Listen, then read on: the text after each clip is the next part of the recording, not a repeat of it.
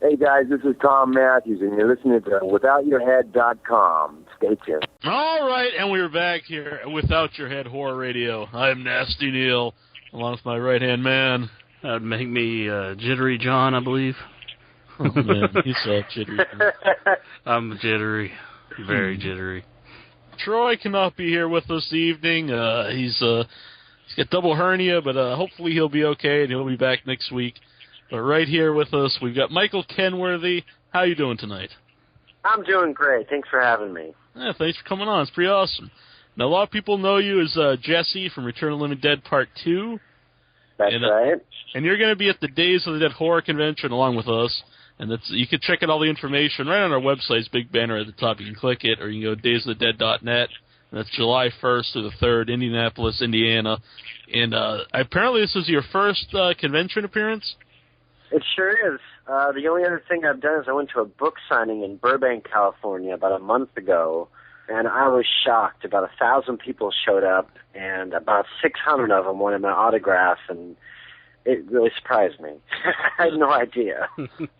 Is that the reason why you haven't done them? You just didn't think people would be interested, or was there any other reason? Yeah, I didn't really know much about it. After I went to college, and after college I got into technology, and I didn't really look back at acting. And I didn't really join Facebook or get on the social media.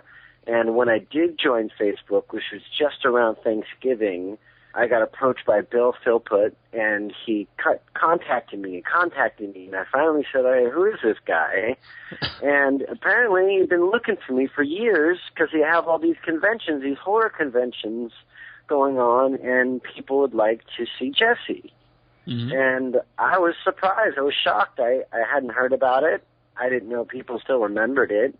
I thought I was the only one that loved all these movies from the 80s. But apparently there's a lot of people out there that just love it. So I'm all about it. Mm-hmm. And because of him, I went to the book signing, and now I'm going to do as many of these conventions as possible. Because if someone's a fan of this, that's great. Yeah. I'm all about it. So you said, you yourself are a fan of those movies from that era? I am. I love them. I always have been. Ever since I was a little kid, I loved horror movies. And then when I had the opportunity to be in this one, it was, I of course wouldn't tell them at the time, but I would have done it for free. Just the idea of being around all the special effects and the zombies alone I would have paid them to let me do it. Yeah. Now, had you seen the original one before you took the role? No. I hadn't seen the original one because it had nudity and whatnot, but I did as soon as I got the part, and I watched it. But I hadn't seen the original of that movie, though. I had seen other ones, and I had been scared a few times. It made my parents a little leery of letting me watch other horror films. Yeah. How did you get the role? It was at that point, it was a typical casting. I think I went on 8 auditions over next to MTM Studios in Studio City. And it was down to me and somebody else, and they just finally chose me. And I'm not exactly sure what the tipping point was, but it eventually just came down to me and one other guy, and I got the job. Mm-hmm. And it was great. Now, actually, before we went live here, you were telling us about a box you have. We'll talk about that in a little bit, but did you keep any props from Return of the Living Dead, too? I actually kept 2 zombie masks for about 10 years, and I kept them in a box. And they slowly disintegrated. And eventually, they weren't something you could touch or hold. I guess I should have kept them airtight. Because they just eventually fell apart and they just became trash. Yeah. So other than that, I have the original script with all the notes and the revisions and, the highlighted sections, but that's about it. When I did the Blob the following year, I did keep a lot of pieces of the Blob, though. That was pretty cool. They freeze-dried the Blob at the end of the movie, and I collected a lot of those pieces. Really? That's pretty cool. Yeah. It was really cool. They used some sort of, salt and water and food dye to make this hard, rock candy. And that's what the Blob turned out to be in the end of the movie. I wonder if it's edible. Yeah, right? Let's not find out. After all these years and all the times I've moved, let's not find out. Yeah. You plan on bringing any of that stuff along with you to the Days of the Dead? Yeah, why not? I'm going to bring it all. When I went to this book signing, Bill had encouraged me to come to the book signing to see what this was all about, and the book signing was for the Return of the Living Dead book that came out, and I was shocked. I mean, there were people that came up to me that knew everything about me. They knew even commercials I had done that I thought never aired, and I was shocked. There were people that would shake my hand, and they'd look at me in the eye, and they'd be like, I am so pleased to meet you. And I had no concept that people felt that way. Mm-hmm. And I don't know, it made me feel good, actually. Mm-hmm. And self-esteem aside, just the fact that I can make someone else feel good by shaking their hand and saying hello, right on. I'm all about it. Mm-hmm. I understand that some of the other people, not to mention names in the movie, have tried some of the conventions and meeting some of the fans, and they felt they're a little too far out for them, and they shied away from it all. But I love them. I think they're great. Mm-hmm. Now, did most of them remember you from Return of the Living Dead 2 or The Blob, or was it the combination? From both. A little combination of both. I was actually more of a commercial kid, which most people don't know because there really isn't an IMDb for commercials. But I did a total of 64 commercials between the time I was 5 and, I guess, 17. And some of those commercials ran for years. In fact, in Canada, I did a series of 12 commercials for their version of shredded wheat called Shreddies. And it's really funny because they did this, like an hour gang, a little rascal gang, and we were a group of kids that all played with the toy and the cereal. Well, they played this series of 12 commercials that we did for like 9 years. So it was just kind of comical. They kept playing these commercials, and everyone who watched the commercials was like, hey, these kids are obviously grown up by now. And the first time I ever traveled to Canada, it was like I was a celebrity. I was called Lefty in this little gang of kids. Everyone's like, there's Lefty, there's Lefty, there's Lefty. And I was totally caught off guard. I was like, you remember that? And they explained to me that it had played for many, many years. Yeah, that's pretty wild. And now with wild. Yeah, now with YouTube, you can catch up on a lot of these if you can find them. Yeah, exactly. I started looking some of them up. I recently found some old VHS and beta with some of the commercials on it, and I'm having a friend of mine digitize them so I can put them online. Mm-hmm. But I really started out with commercials. In fact, I didn't even want to be an actor to begin with. It was my sister. She wanted to be an actress. And my mom took her to an agency, and they said, sure, we'll take her, as long as we could have that little kid who's under my husband's desk eating all of his candies. And I was 5 years old at the time, and I looked up, with that caught look, like, oh, you guys can see me here? And then I got my first commercial 5 days later because I was, blonde hair, blue-eyed, all-American looking, and I worked for 12 years straight, nonstop. No, I did everything you can imagine. I went to bring up one because I saw it on your Facebook page, and right away it brought up a bunch of memories for me, and that was for, I remembered as Dr. Dreadful, but I think you were on there before it was even called Dr. Dreadful. It was called... Yeah, that's right. It was. It was the Mad Scientist Monster Lab, and they had created this Dr. Dreadful character. They hadn't quite named him yet, but he later went on to do many commercials, and he was an animated guy in a scientist outfit. Uh-huh. And it was this great kit where you got this plastic skeletal remains, and you put Play-Doh on top of it, and then you dropped it into this vat of baking soda and lime juice and melt all the flesh off.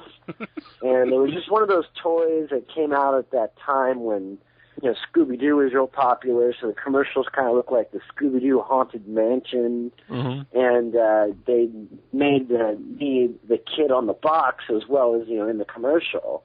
And my mom was nice enough to actually frame that box for me and put it in a picture that I still have above my door. Mm-hmm. And that's pretty awesome. To you, I YouTubed it, and I found they actually have the commercial on YouTube. Yeah.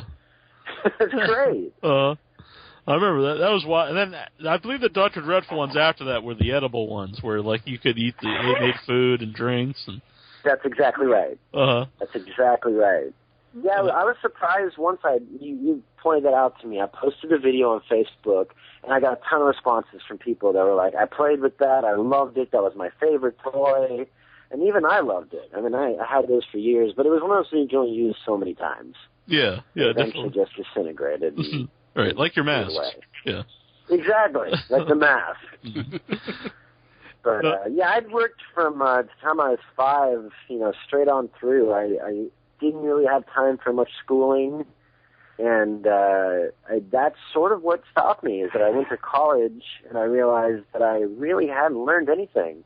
Mm-hmm. I had set schooling, but I hadn't learned a whole lot, so I got really into school and decided to take my time and learn as much as I possibly could.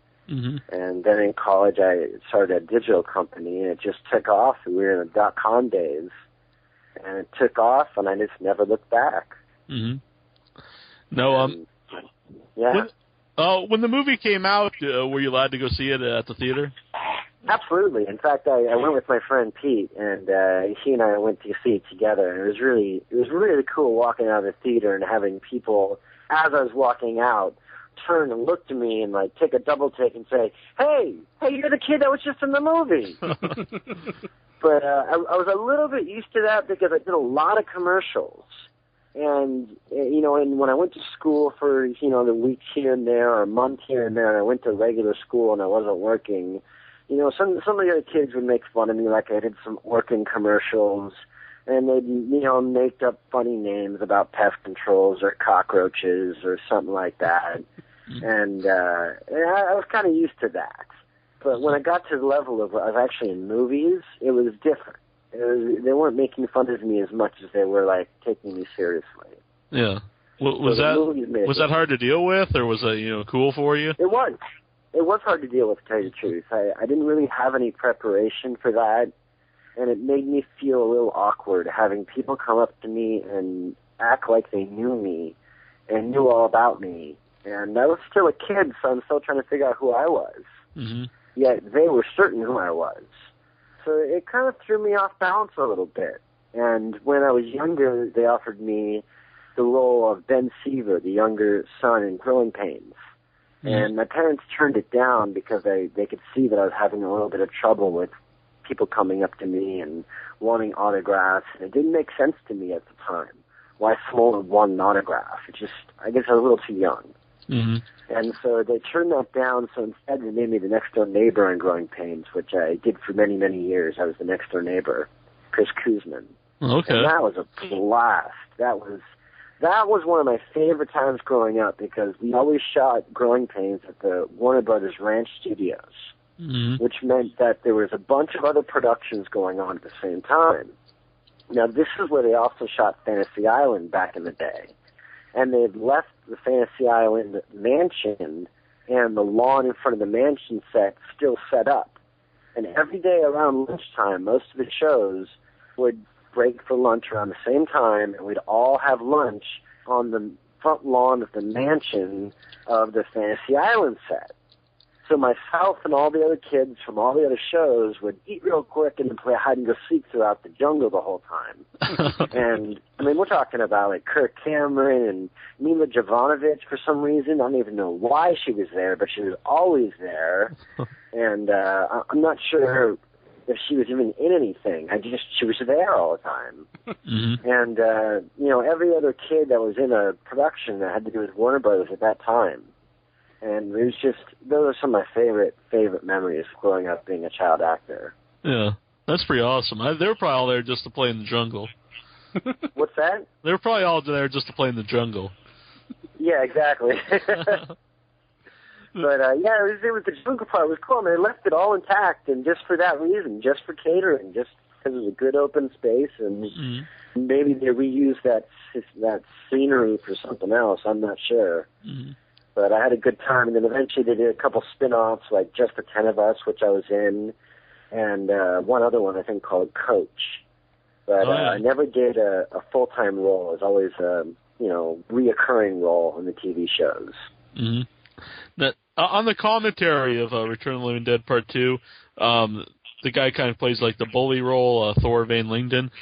Thor, exactly. Yeah, he says that he got in trouble with his parents when he says oh shit line, and I was just wondering if anything like that happened to you, or did your parents? No, it didn't happen to me, but I do remember him having that kind of trouble. I think his parents were a little bit more strict, and I think he may have come from a smaller town, and I don't think he'd had the background that I did. But I started when I was 5, so I was already, 6 or 7 years into acting. Mm-hmm. And at that point, you kind of grow up fast. Mm-hmm. So my parents had no problem with that whatsoever. Yeah. Have you seen him recently? Because he says on there he's like 6'7" and 285 pounds or something. No, I haven't seen him recently. I should, though. I should try and contact him. In fact, Bill suggested recently that I should. Mm-hmm. But I understand that he's not very into the convention circuit at the moment. He's not a big fan of the Pulse conventions, let's say. Yeah. Did but, they to each their own. Mm-hmm. Did they contact you to be part of the DVD? Like you do No, commentary? they didn't, which might have been my own fault because I wasn't part of any kind of social media, and I didn't have an agent, so I don't think they had any way of getting a hold of me. Mm-hmm. Like for example, if you went to IMDb, it doesn't report any of the stuff that I've done. It shows 2 or 3 things. That's it. And it's because I haven't had an agent since I was 17. In fact, what happened, which is a really interesting story, is I was 16, 17 years old, and my sister went to an all-girls school in Hollywood called Immaculate Heart. And they did plays and musicals every, semester. And they were always short boys.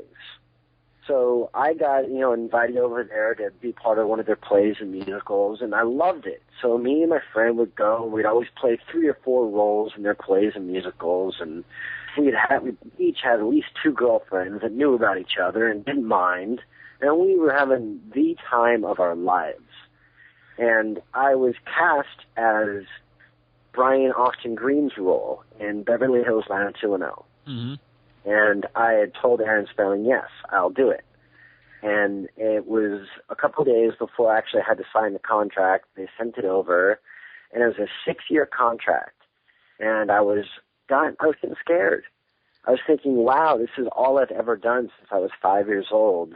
I think I want to take a break. I want to do these plays and musicals and hang out with all these girls and have fun and just kind of lead a normal life for a little bit. Mm-hmm. So, of course, I had no idea 90210 was going to turn out to be what it was. But I called my agent and I told her, I was like, I think I've changed my mind. I don't think I want to join this series. At this point, I was old enough to make up my own mind, unlike with Growing Pains, when my parents decided for me. Mm-hmm. So I called her and I told her, and she was aghast. She was just beside herself. I mean, I think I could hear her crying on the other end. And she gave me Aaron Spelling's number, and she told me that she would not call him and that I had to call him myself. So I called from the payphone of the high school, and one of my good friends, C.B. Spencer, who is an actress now, a Broadway and a Hollywood actress, she was staying next to me, and I called from the payphone of this high school, and I was put on hold, and I eventually got through to Aaron Spelling, and I told him, I'm like, I'm sorry, sir, I've changed my mind. I've decided that 6 years is too much of a commitment for me right now. I want to just kind of lead a normal life and maybe go to college. And the guy read me the riot act. He literally told me I would never work for him again in this town. The atypical "you'll never work in this town again" speech. Yeah. And meanwhile, I got all these giggling girls around me, and I think that he thought that I was not taking it seriously because they were just laughing and giggling, and they couldn't believe that I was on the phone with Aaron Spelling at this payphone at their high school. And I don't think he understood the context, so he maybe felt insulted or something. I don't know. But he ended up kind of being right. I didn't really ask much beyond that. Do you think was it anything he did? Did he put you on the ban list? I don't think he put me on any kind of blacklist, yeah. But he did scare me. Mm-hmm. Hopefully now that blacklist is, buried with him, but I just didn't pursue it after that. I got really lucky in college and started a .com that was so successful, I never really looked back. Mm-hmm. Do you regret it at all, or are you happy with the decision? Pardon me? Do you regret not doing the show at all? Well, I don't. Mm-hmm. I don't, because a lot of my friends that I grew up with, I grew up with the Coreys, I grew up with a lot of actors that some of them turned out to be great. Some of them turned out not to be so great. And having started at such a young age, I wasn't sure which way my life was going to head. and I needed some perspective.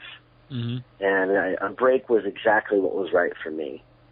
And if I hadn't taken a break, maybe I would have ended up as, one of those burnouts, or maybe I would have ended up on drugs, or even worse, one of those guys with trying to be an actor really hard and not succeeding. Mm-hmm. But I left on top. I left in demand, and I left without, feeling like I was a failure. And I left with some integrity, and I got my life. And I also left on the cusp of becoming really famous. Had I done that until now, I then would have been famous. Mm-hmm. And I left before that happened, so I kind of got a break. I think it was probably one of the better decisions of my life. Mm-hmm. Though at the same time, if I could be dating Megan Fox right now, hey. Then again, I do regret that part. Right. You said you did like a successful.com. Did you want to tell everybody what that is? Well, at the time, no one was making DVDs, and I'd met a guy at an English pub, and he'd asked me if I knew how to make DVDs. Mm-hmm. And now you can buy a Mac and make a DVD, but back then in 1999, 2000, no one could make DVDs. You had to buy a really expensive systems and do some serious, technological wizardry. Mm-hmm. And I, of course, just said, yes, I can do it, no problem. So the guy handed me a stack of beta tapes, and he says, here, take all these tapes and make a new movie out of them and put them on DVD. You got 3 weeks. And I was like, no problem. I'll get it to you. It took me about 5.5 weeks, but we got it done. And it worked out so well, we ended up putting out about a DVD a day for 3.5 years for a number of companies until it became that almost anyone can make DVDs, until they started making computers that had DVD makers in them. Yeah. And then the business kind of fell out beneath us, and it kind of was over overnight. Mm-hmm. And at that point, I just kind of decided to move on. I'm a third-generation inventor, in fact. My grandfather helped invent the Muppets with Jim Henson, and he invented all the animatronics for It's a Small World. Oh, that's pretty sweet. Yeah. Yeah, and he invented the alarm system. God, what is it now? I forgot what the company is named now, but he invented the alarm system and sold it to a company that is still in business to this day. Mm-hmm. And he used that money to move to California, and then he became a sound mixer, and he invented a bunch of the sound mixing equipment that to this day is still used. Wow. And so my father and my uncles all, tried their hand in inventing, and they never really got that far with it. But I also had the natural-born itch, and I've invented a whole number of products over my life, and I've got quite a few out there right now. And my latest one is actually in Walmart, and it's slowly getting into every Walmart worldwide, called Paw Prints. And it's a game for kids where you put these animal tracks on the ground and you step on them and you act like the animals that you're stepping on as you step on them. Mm-hmm. So the board game is actually your floor, your room, or your stairs, or your table. And I just love it. And it's kind of always been my passion, is inventing and writing. And so I had written a book, and I got a comedy book published, and I got an invention off the ground right after my .com, so I kind of just ran with that for several years. And then I started another tech business, and now I'm just doing a little bit of both. Mm-hmm. You're like a real life Dr. Dreadful now.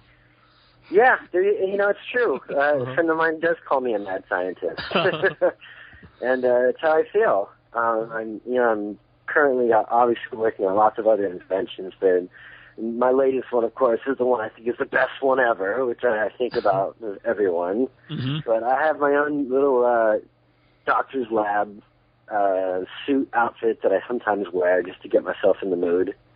But yeah, I'm definitely a mad scientist. There's no doubt about it. Mm-hmm. But having run into Bill and found out about these conventions and found out about all these fans out there, and when I joined Facebook, I mean, I must have had thousands of people, friend requesting me in less than a few months, and I was just shocked. And I'm all about it. I mean, if this makes people happy, why not? That's what I say. What were your thoughts on the director, Ken Wiederhorn? he was a good guy. He was very mature and professional, and he was always very mature and professional. He pushed us hard, and I think there was times when I felt like he tried to, push us in a good way to get the best out of us. But I'll never forget there was one scene they ended up having to cut a lot of the dialogue out of, and it's when I run in the house and I pick up the phone and I say, call the Army, call the Navy, call the police, call the National Guard, call whoever you want. And there was like a whole page of dialogue, and it was just a little bit too much for an 11-year-old. And they spent hours and hours and hours trying to get me to get all the words out correctly, and I just couldn't. For some reason, maybe it was just a bad day, maybe I was tired, maybe the dialogue was too much, and they ended up just cutting that scene down to a few lines instead of, all the lines he had, and I think they expected a little bit more out of me when it came to that.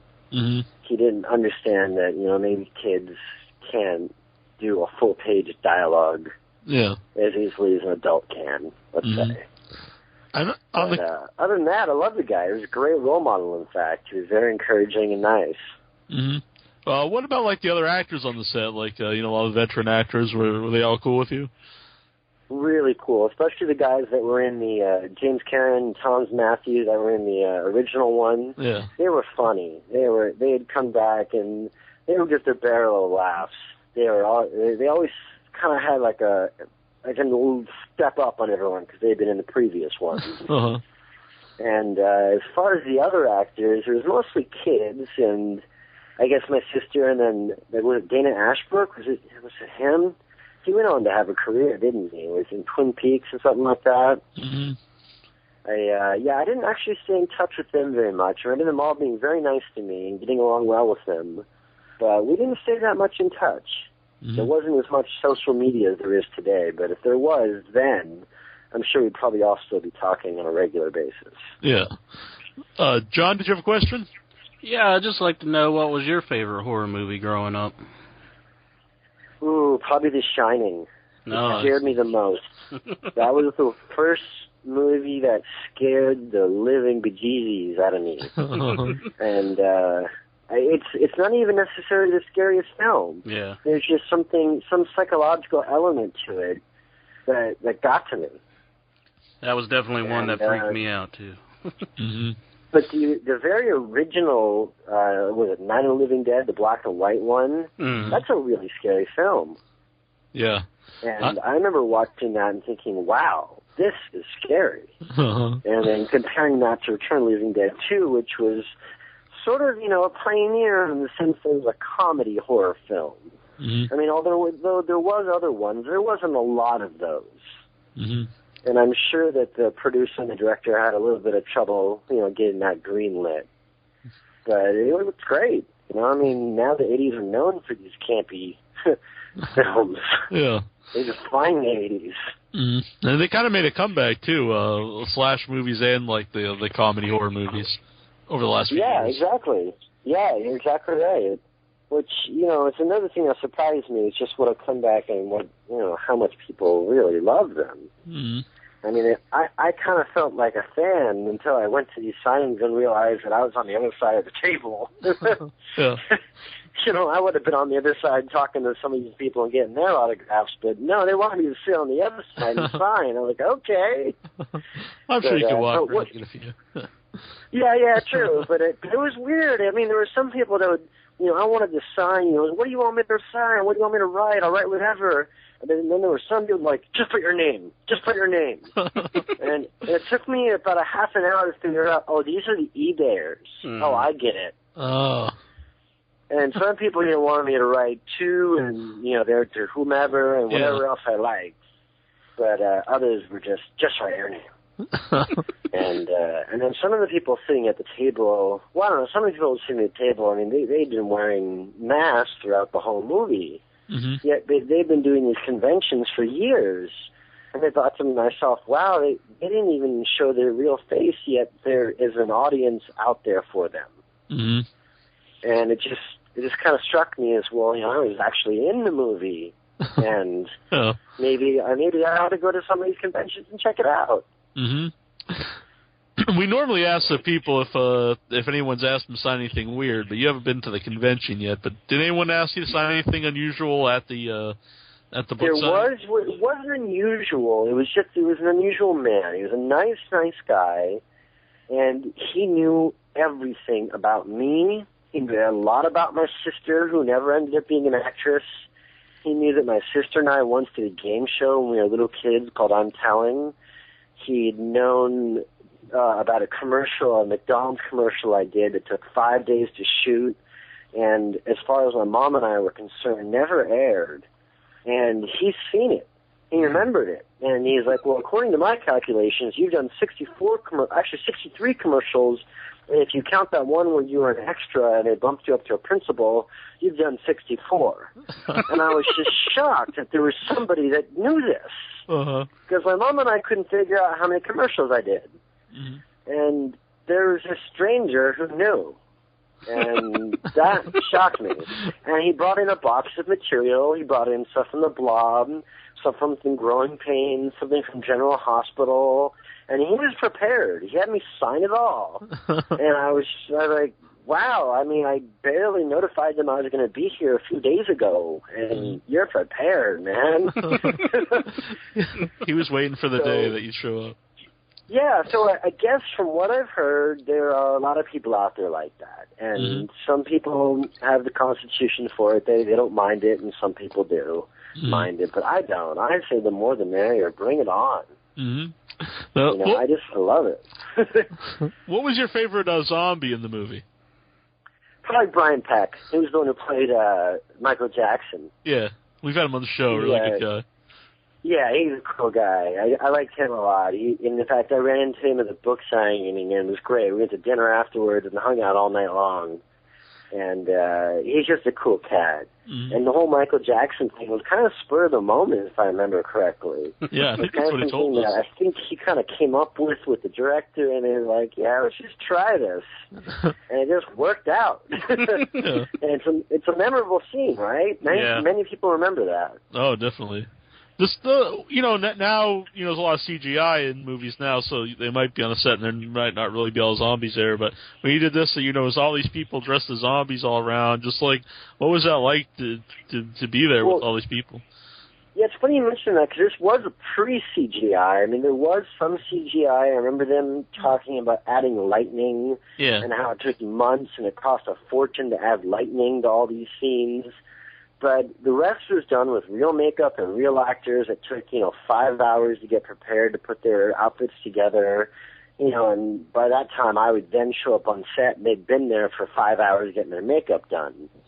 And it was kind of scary when we did the mausoleum scenes in the beginning because we were at a real graveyard.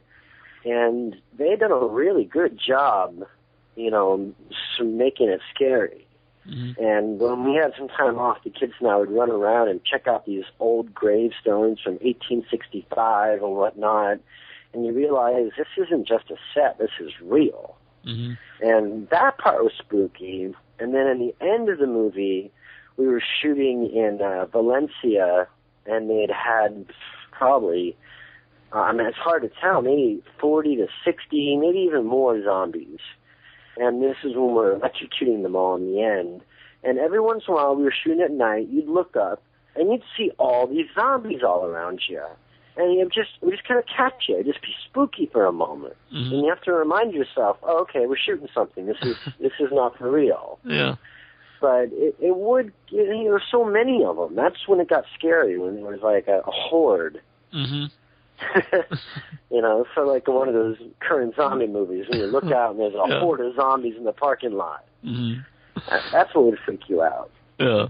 And it was also kind of cool where they used some sort of dough and like marinara sauce for brains. And that's what we'd throw out at the back of the truck at the zombies. And after a while, you'd get late at night, you'd get tired, and it just got kind of a little spooky. Were you ever tempted to taste one of the brains? Yes, I did. I had to. Yeah, absolutely. As a kid. Yeah. By all means, You know, it didn't taste like much. It just tasted like dough and sauce. And you're like, okay, it's not so bad. Yeah. And I just wondered whose job it was to make all this stuff. The brain makers. Yeah, who's the brain maker in all this? I think in the original movie, what they said was they actually used real animal brains, and they would like give the extras like an extra $50 if they would eat them. No kidding. Yeah. Really? That's what they said. I didn't know that.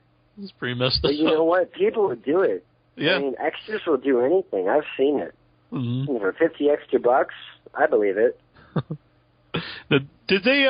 Were you approached to be in the third movie or in any of those sequels? Nope, wasn't approached. And I wish I was approached for the DVD commentary. I really wish I was.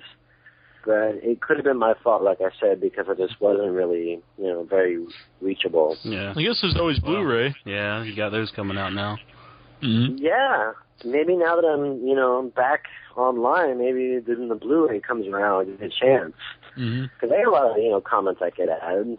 In fact, I have a lot of pictures I had found after meeting Bill and going to the book signing. I pulled out my old scrapbook and sent him a couple dozen pictures from behind the scenes. Mm-hmm. And I didn't realize I had so many tucked away in storage. I mean, there's been a lot of talk about the movies just recently. Like, there's a book that came out, it's like of the history of the whole franchise. So I could see Saturday we're starting the documentary. In fact, really, yeah, we're doing a documentary of the Return of the Living Dead series, and starting 8 a.m. on Saturday morning. Oh, that's pretty sweet. Do you know who's making that? Yeah, I don't know all the people involved at the moment. Yeah, I don't know all the names. I know Bill and Evolution Management is involved. Mm-hmm. And who else was it? Let me see. Where's my messages? Should be pretty cool, though, once it does come out. Yeah, I was just wondering if it was the people that did the Nightmare on Elm Street one did such a great Never job. Sleep Again. Well, Bill worked on that. Bill Philpott worked on that, and it turned out great. And it's the same people behind that one that are doing this one, the exact same people. Oh, man. And, that was awesome. Yeah, I heard that one was awesome. I haven't seen it yet. I guess I should either try and look for it online. I mean, where do you find that? Didn't it air on TV? They had a website. It was neversleepagain.com, I believe, and they're selling. We have one of the directors on. Yeah, you could buy it right off there. I think you could even just get it off Amazon. Yeah, I imagine. Oh, okay. I know one of the producer's name is Michael Perez. He sent me an email with the call time and all that. But I've yet to actually meet with everyone. I'll know a lot more on Saturday. I'll tell you that much. All right. He's a good guy, too. He set up a lot of interviews with us. Okay, so you know who he is? Yeah. Okay, so whoever he works with, it sounds like it's his usual suspects and those people working on this project. Yeah, they spent weeks building sets this time. They said they learned from doing the Nightmare on Elm Street one that it was just a lot better to build sets, and as opposed to how they'd done it before in previous projects. I think they used a lot of green screen or something like that on the Nightmare on Elm Street. Yeah, maybe that was it. Yeah. So this time they built actual sets, and I guess I'll find out. I'm just, a lot of these things, I would just do it for the opportunity. And this is one of those things as well, where it's like, sure, will you want me there? And they wanted to know if I wanted something for it. I'm like, of course not. Just, tell me when to be there. I'll be there. Yeah, that's pretty sweet. I'm really looking forward to that right now. Yeah. I just want to know, there's a scene in the car there, and there's a zombie hand, and there's I think probably 5 or 6 people in the car. Was that hard to film because there's so many people in there and it looks pretty tight, it's not like... We shot it a lot. I think we spent 3 or 4 days on that scene, and we did a lot of extra angles, and they had rigged up the car where it was being towed. So it wasn't as hard as you might think it would be, because they had those camera rigs that you've probably seen before, where if you're towing a car, it looks like the car is actually driving, but it's actually being towed. Right. And then just outside the car, they have... a director's seat and for a camera and for a director and for the cameraman. So it wasn't really as hard as it might appear. But that was actually a lot of fun. If you couldn't help but laugh, with a bunch of people in the car playing hot potato with a hand that was moving. Right. But, back then they actually had to make these items. It wasn't CGI, so it just, you got to give credit to these guys. They really, that was movie magic. Mm-hmm. That was the generation where you had to make it. Yeah, that always stands out to me, too. Is, you know, when you watch a movie, a lot of ones from the 80s, where it's a real special effects, they have, like, a charm to them, and it's just, to me, it's a lot more fun to see. I totally agree. Mm-hmm. I totally agree. I remember when they redid or when they eventually redid Star Wars, and they came out with the director's cut with the added scenes and all that, with the new CGI. I was like, I don't know. I still kind of like the original. Yeah. It didn't do a whole lot for me. I did like seeing a few extra new scenes, but I don't want to do too much for me. I don't want to see a CGI Jabba the Hutt stuck in there. Yeah, totally. You know, it didn't seem real. I didn't like the Jabba the Hutt scene with Han Solo in the hangar. Yeah. I was like, that didn't really have much for me. The original Jabba the Hutt looks way better.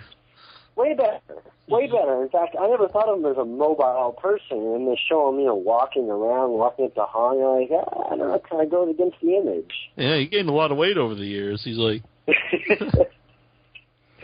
True. Yeah. Then they also make, Greedo shoot hand first, and still a lot of silly. Yes, exactly. Mm-hmm. It's not there's a lot of things they do differently, but nowadays I understand they can pretty much just. Well, I mean, we've all seen it in movies where, like Tron, for example, where they've taken what's his name, the main actor, the Man. Yeah. And they've superimposed his young face on his old body, and you're like, wow, that's just amazing. Mm-hmm. They think eventually they might be able to just make a movie with, like, a deceased actor. Yeah. I've read articles where they can do that. They can take someone who's dead and put their face and superimpose them. I mean, I understand with Black Swan, they superimposed Natalie Portman's face right over the actress doing the dancing. Yeah, that's like a big controversy right now because she's not happy about it, like that she didn't get any credit. Yeah, I guess that's how I found out about it. Yeah, it's too bad. I hate when people do that. I think people should just, I don't know. What can you do? Yeah, I read that's how they're going to do the new. They're making a prequel to the Planet of the Apes, and for the first time, they're not going to be people in monkey suits. They're doing that technology where it'll be like actual monkeys or superposed monkeys on people. I don't know. It's going to be pretty crazy. Wow. Well, in that particular case, that might be really cool. Yeah, that's probably good use for it. Yeah, that's the kind of perfect use because the monkey movement is really hard to match. Yeah. And that might add a sense of realism. So, I mean, everything has its place, right? Yeah. There's just sometimes they overuse it. That's for sure. That's kind of like when you say about the hordes of zombies, because like in a movie like Return of the Living Dead or Return of the Living Dead Part 2, and you see the hordes of zombies and they're real people, like it's cool, but that's really cool. But like on some of the newer ones where it's like a horde of like 1 million zombies, it's just it's kind of unrealistic, and I don't think it's as scary. You got a good point. That's exactly it. And when you know they're real people too, and they're all dressed up like that, and it's in the middle of the night, there's some scariness to it. There's no doubt about it. Mm-hmm. Let's see. What was we talked about the Blob a little bit because you kept some of the frozen Blob pieces. What was like the whole experience of filming the Blob? The Blob was great because there was no audition process for me. At that time, there wasn't a lot of child actors. Mm-hmm. We all knew each other, too. I mean, from Stephen Dorff to all the other kids that were doing child acting. There was a small circle. Unlike today, where there's probably thousands, and every commercial and TV show is probably a cattle call. It would only be, 1 in a dozen that was a cattle call. But for that particular movie, I never really had to audition. They just called me and told me I had the role. Mm-hmm. And I was like, okay, great. When do I start? Yeah. And I loved it because I got to work with Kevin Dillon and Shawnee Smith, and Kevin Dillon was kind of a badass at the time. Uh-huh. And I remember running into him years later at a gas station when I had my .com, and I was walking across the street because my business was across the street, and he was getting gas. And he asked me what I was up to, and I told him I had .com and I wasn't into acting. He's like, well, whatever you do, just stay out of acting, man. Just keep doing what you're doing. And I thought to myself, really? Okay. And then, lo and behold, his career took off. Mm-hmm. And now he's doing great. Mm-hmm. But I also don't think these people would necessarily remember me. I don't have any, illusions of grandeur that if I ran into them on the street, they'd be like, "Hey, Mike." Although I do look the same, which is kind of funny. Mm-hmm. Yeah, I definitely do. I was signing the Facebook there. I read online, I don't know how true it is or not, but it said that like Shawnee Smith was like your first crush.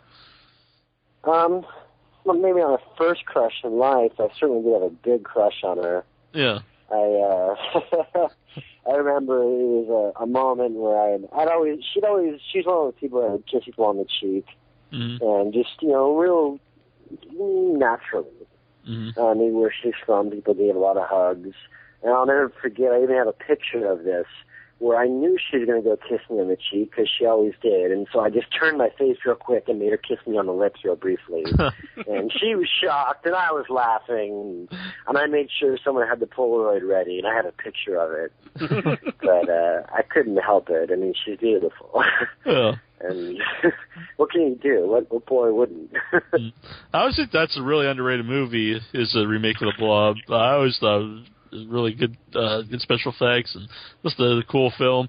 As a fan of your own movies, I guess, which do you like better, Return of the Living Dead 2 or The Blob? I like Return of the Living Dead 2 better, just because there was just more involvement on my part. I was had a bigger role. There was much more involved, much more special effects that were on hand, as opposed to The Blob, which had a little bit more CGI. Mm-hmm. And also we spent more time shooting. But at the same time with The Blob, we got to go to Louisiana, and we spent a lot of time in a small town called Abbeville, Louisiana. Mm-hmm. And the town really embraced me. It had me come to each of the schools and talk to the kids. And the only thing to do in the town was they used to make something, whether it was steel or copper, and that plant had closed down. So there wasn't a whole lot going on in this town except a skating rink. Mm-hmm. So whenever I, had some time off, I'd go to the skating rink, and then they'd announce that I was there. And then within about an hour, every kid in town would be there. Uh-huh. And it was kind of neat. They really did embrace me, and it kind of felt neat. So we'd skate around, and I remember at the time Salt and Pepper's Push It was real popular, and they'd be playing that, and I'd be skating, and there'd be all these different girls trying to vie for my attention, and good times. Yeah. Good times. That's pretty awesome. I mean, as far as child acting goes, I had a really good career, and I didn't have a point where I was trying and failing. Mm-hmm. So I kind of walked away on top, in my opinion. Mm-hmm. Was there any scenes that you did in any of your movies that really stick with you, that was fun to film? A lot of them were fun to film. In Return of the Living Dead, it was really fun to film the scene where I got to ram the truck through the wall and then climb out of it and then go inside and stab Thor in the mouth with the screwdriver. That whole experience, that's why you're dead, asswife, no brains and a big mouth. That was just fun. That was a blast. In fact, there was broken glass everywhere, and I got a little piece in my eye. And they had to, take me to the medic and get it removed. But that was really fun, and it was also really fun when we were in the meat packing van, and we were throwing meat out the back of the van for the zombies, and they were all chasing us. And we were, I think, in Sierra Madre, small town in Southern California, and that was also a lot of fun. I mean, it was all fun, but those scenes in particular I really liked. Mm-hmm. So, real quick, too, because on the commentary he said that your stunt double was an adult. Was he a little person, or how did that work? That's exactly right. Yeah. We actually look quite a lot alike, and he's a really nice guy. We became good friends during the shooting, and he was exactly my height, but he was 35 years old. Yeah. Like Ralph Macchio style, I guess. Yeah. Or maybe more Emmanuel Lewis. Right, yeah. I don't think Ralph Macchio's that short. Yeah, I don't think he is either. I think he looked young. I think that was his thing. Mm-hmm. But, more of a Emmanuel Lewis type thing. Mm-hmm. But I think Brian ran into him, Brian Peck. He was telling me a story when we were at dinner that he ran into him years later, and, you know, she caught up with him, and he was still doing the same thing, doing stunt doubles for kids. Yeah, that's pretty cool. I'll let everybody know again. Let's see, July 1st through the 3rd, Indianapolis, Indiana. You're going to be at the Days of the Dead Horror Convention. And they keep announcing new people. It's a pretty awesome lineup. And, of course, John and I will be there, too. But, you know, I'm sure no one cares about that. But you go to daysofthedead.net, or you can click there's a giant banner right on the website. So if you can't spell anything, you can just click right there, and it'll take you there like magic. And I want to thank you for coming on tonight. And so everyone, thank you for having me. Yeah, the first appearance at a convention, so everyone's going to come and see you. That's great. I look forward to meeting you guys. Thank you for having me. Thanks, man. Hey, this is Alan Troutman, and you are listening to WithoutYourHead.com. I don't know how you can listen without your head, but there you are.